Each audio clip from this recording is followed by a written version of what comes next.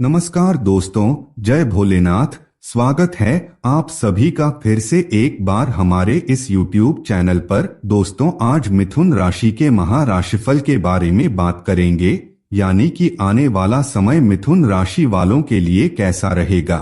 नमस्कार दोस्तों, स्वागत है आप सभी का फिर से एक बार हमारे इस YouTube चैनल पर। दोस्तों, सोमवार का दिन भगवान भोलेनाथ को समर्पित माना जाता है। ज्योतिष शास्त्र में कोई न कोई दिन किसी न किसी ग्रह से जुड़ा हुआ है। ठीक इसी प्रकार सोमवार का दिन भी चंद्रमा से जुड़ा हुआ दिन माना जाता है। अगर जन्म कुंडली में चंद्रमा कमजोर हो तो आप सोमवार के दिन कई प्रकार के प्रयोग करके अपने चंद्रमा को बलवान बना सकते हैं। दोस्तों, ज्योतिष शास्त्र में कई प्रकार के राजयोगों के बारे में वर्णन देखने को मिलता है। उन्हीं में से एक गजकेसरी राज्यों को भी माना जाता है। यह एक प्रबल और शक्तिशाली राजयोग होता है जो जातक को उसके जीवन में सब कुछ प्रदान कर देता है। जी हाँ दोस्तों, जिस व्यक्ति की कुंडली में गजकेसरी राजयोग होता है उस व्यक्ति को अपने जीवन के हर क्षेत्र में सफलता की प्राप्ति होती है।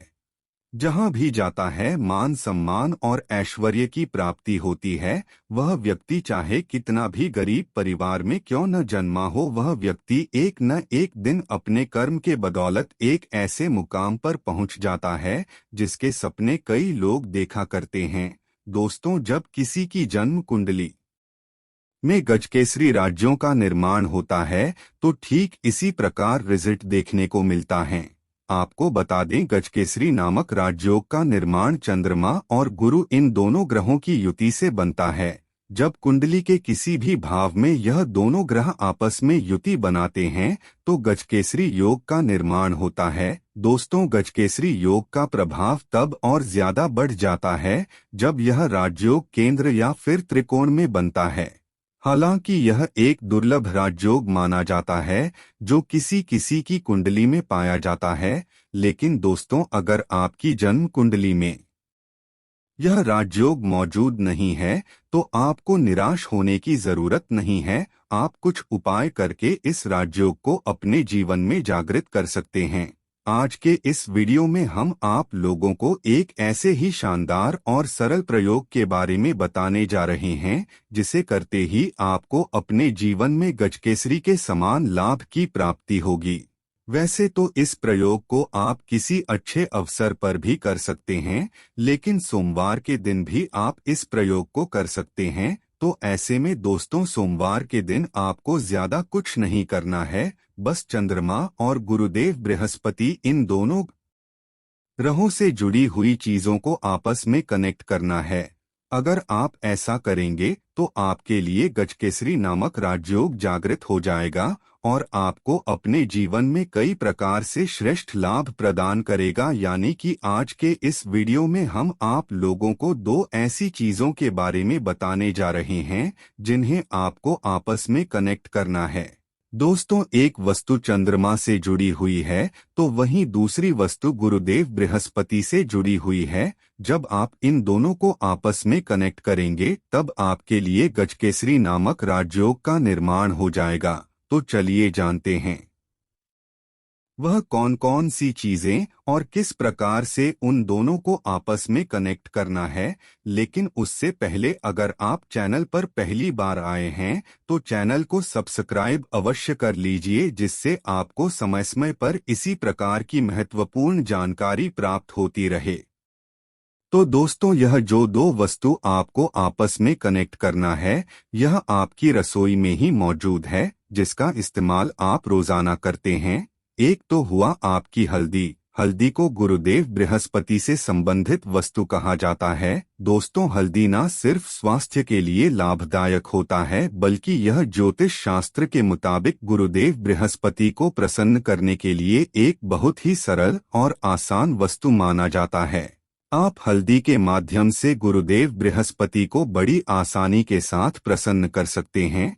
जिस प्रकार से दोस्तों गुरुदेव बृहस्पति विवाह के कारक ग्रह माने जाते हैं।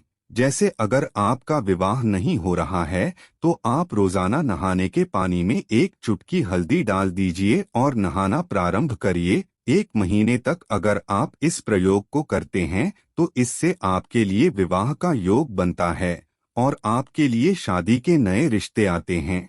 ठीक इसी प्रकार से और कई प्रयोग होते हैं जिसमें गुरुदेव बृहस्पति को प्रसन्न करने के लिए हल्दी के इस्तेमाल की जरूरत होती है। तो दोस्तों, आज के दिन आपको हल्दी के डिब्बे में 11 चावल के दाने डाल देना है। सफेद रंग के चावल आपको डालना है। आप एक थैले में 11 चावल के दाने डालकर उसे अपने घर के हल्दी के डिब्बे में डाल सकते हैं। दोस्तों, चावल के दाने का संबंध चंद्रमा से होता है। जब चावल हल्दी से जाकर के मिलेगा तो इससे गुरुदेव बृहस्पति और चंद्रमा आपस में कनेक्ट होंगे, जिससे आपको गजकेसरी योग के समान लाभ की प्राप्ति होगी। दोस्तों, अगर आप हल्दी के डिब्बे में 11 चावल के दाने को नहीं डालना चाहते हैं तो ऐसी स्थिति में आप 11 चावल के दाने को एक थैली में रख दीजिए और उस थैली में 11 चुटकी हल्दी डाल दीजिए। इससे भी गुरुदेव बृहस्पति और चंद्रमा आपस में कनेक्ट हो जाएंगे, जिससे आपको ठीक उसी प्रकार से लाभ की प्राप्ति होगी। दोस्तों, ठीक उसी समय आपको 108 बार ओम सोम सोमाय नमः इस मंत्र का उच्चारण करना है। उसके पश्चात आपको इससे अपने पूजा घर में माता लक्ष्मी के श्री चरणों में रख देना है और जब आपको इस शुभ कार्य करें तो दोस्तों, उस समय आपको इस थैली को एक बार अपने हाथ में लेना है और माता लक्ष्मी के साथ भगवान बृहस्पति को प्रणाम करके आपको कार्य प्रारंभ करना है। निश्चित रूप से आपको उस कार्य में सफलता की प्राप्ति होगी। अगर आपकी कोई विशेष मनोकामना है तो आप उस थैली को पकड़कर के अपनी मनोकामना बोल सकते हैं। इससे आपकी मनोकामना भी पूरी हो जाएगी। दोस्तों, अगर आपके घर में नकारात्मक ऊर्जा मौजूद है, नकारात्मक ऊर्जा के कारण घर की उन्नति बाधित हो गई है, हमेशा ही घर के बच्चों को डरावने सपने आते रहते हैं, हमेशा घर में लड़ाई झगड़े होते रहते हैं, तो ऐसी स्थिति में आप गुरुवार के दिन, सोमवार के दिन हल्दी में पानी मिलाकर के उसका स्वास्तिक अपने घर के मुख्य दरवाजे पर बना दीजिए। इससे आपके घर में मौजूद सभी प्रकार की नकारात्मक शक्तियों का सफाया हो जाएगा और आपकी घर के अंदर भी सकारात्मक ऊर्जा का संचार होने लगेगा, जिससे परिवार के सभी लोग आपस में मिलजुल करके और प्रेम से रहा करेंगे।